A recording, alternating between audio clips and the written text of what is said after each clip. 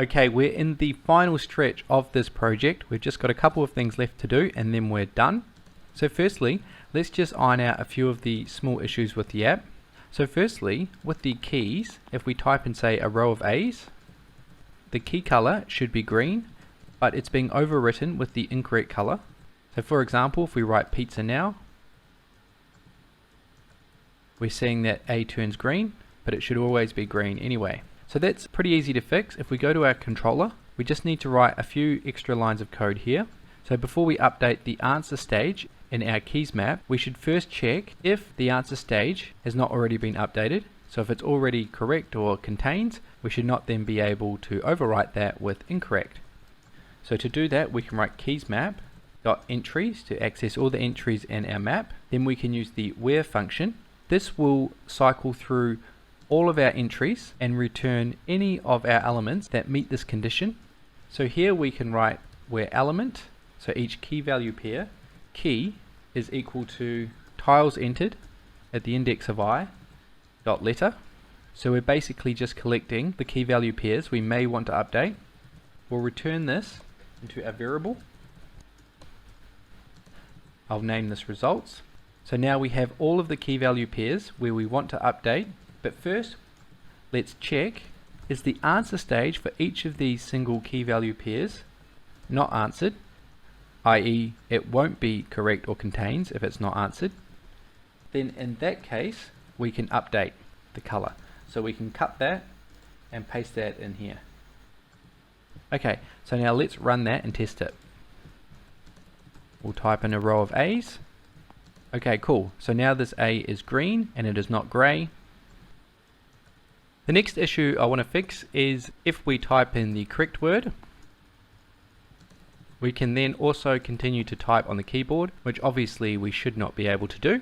So to fix that problem, let's block the keyboard once the game has been completed. To do that, I'll come up to our keyboard row and I'm going to wrap this row in an IgnorePointer widget, which will ignore all of our touches. And if we pass in true to ignoring, all of our touches will be ignored. So here we can use our notifier to access our controller and we can pass in game completed. So when game completed is true, we're accessing this by our consumer, so using provider to listen to our controller. When game completed is true, our ignoring will also be true. So let's test that.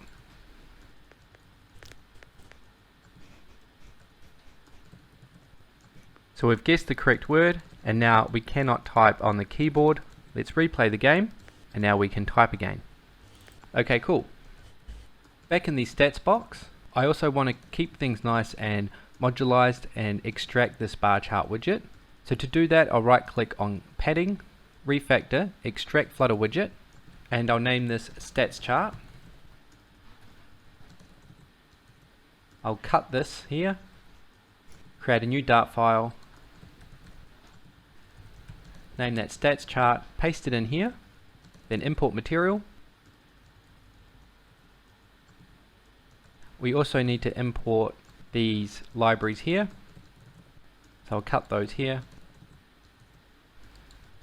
paste them in, cut these ones out too.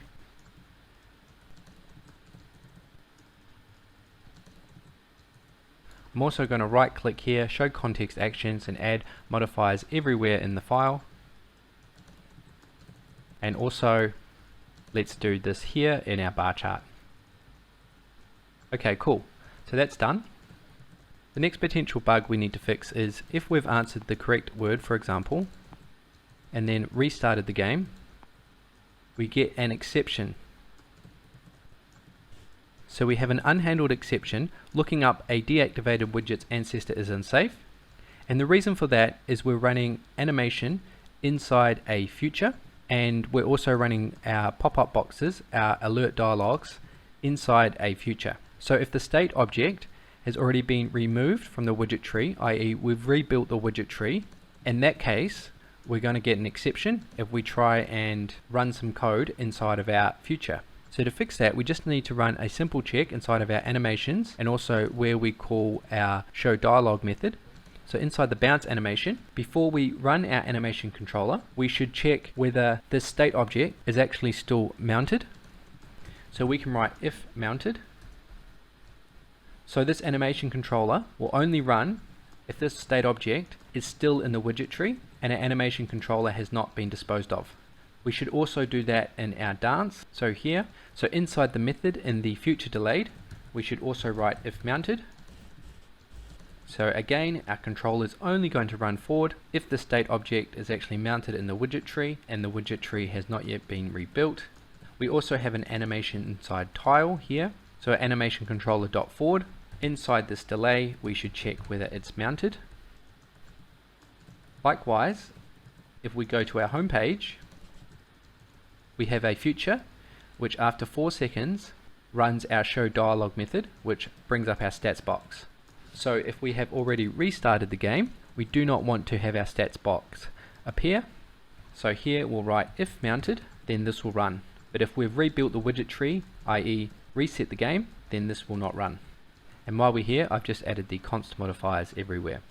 Okay, so now let's test this.